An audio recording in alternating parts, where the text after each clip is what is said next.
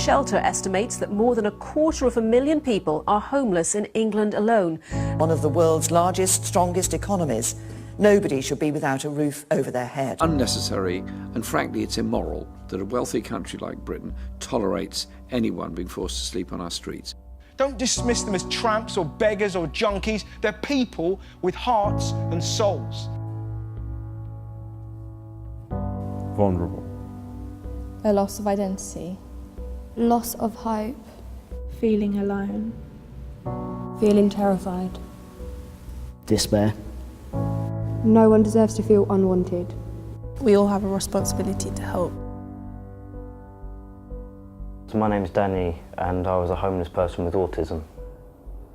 The only plan really for the first week or two was to survive. The first night sleeping rough I was in the woods, so I was not just scared of the dark but noises in the woods, different animals, very cold as well. When people come to the House of Mercy, they're probably in turmoil for one reason or another. They can't think straight. They're worrying how they're going to live, how they're going to eat, and they don't realise that that's all going to be taken care of. I tried to keep away from people. When I couldn't and I was on the street, people used to react. Either just walk past and blank you. If I did eventually fall asleep, they used to come and kick you and run away. I had a few homeless people who I met who offered me drugs. Of course I said no. I can understand why some homeless people just get into it. The worst thing about sleeping rough was the rain, because once you're wet, you can't get warm, you can't get it dry because you're wearing it. I didn't have a change of clothing, so that became a big issue. But I think the longest I went without food was probably about 4 days.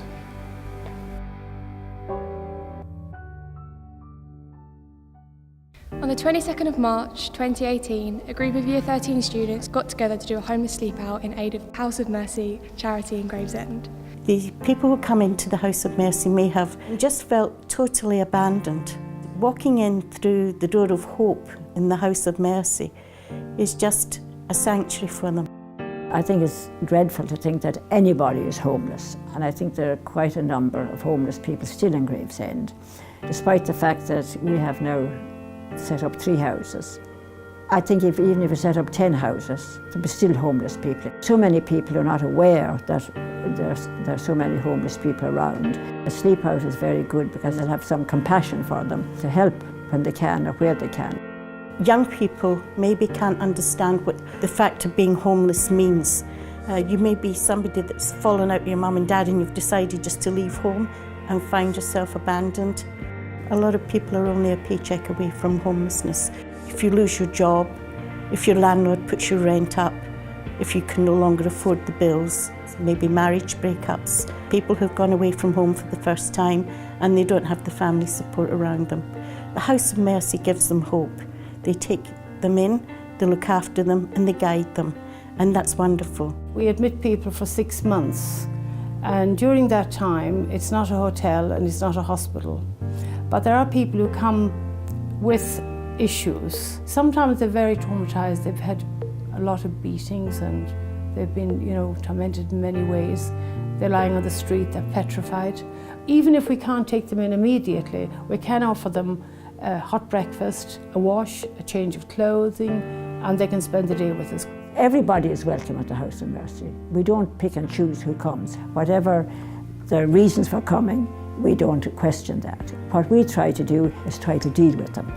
We don't discriminate in any way against anybody for any reason whatsoever.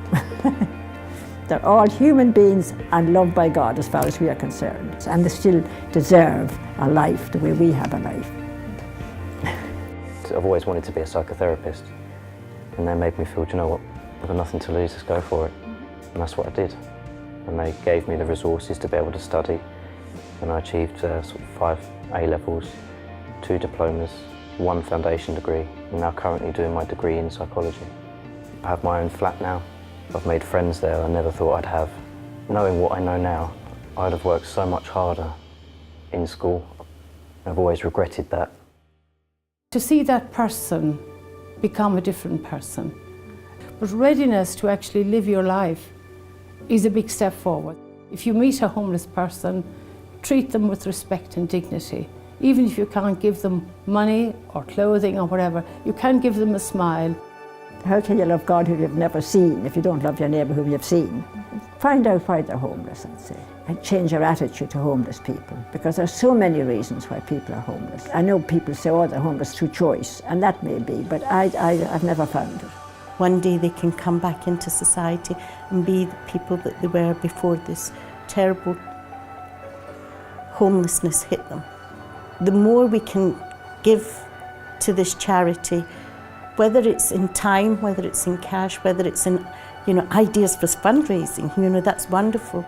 Don't have to buy them food or give them change or, get them anything. Just don't be scared of them. Just talk to us. Nice conversation really goes a long way, because we do get lonely. Danny's a really nice guy. He really is a good guy, and he's got a great future. And I think it's because of the House of Mercy that he's got that support to go forward with. The future looks very bright, and they encouraged me to sort of better myself. By them doing that, I would not be able to be doing the degree I've always wanted to do now. And if you put your mind to it, you really, really can achieve. Anybody, like if I can do it, anybody can. I'd really like to thank all the students that took part from St John's. Well done, and keep up the good work. Thank you so much for helping us. Congratulations, because you've done it. Next year there'll be so many more people wanting to sleep out.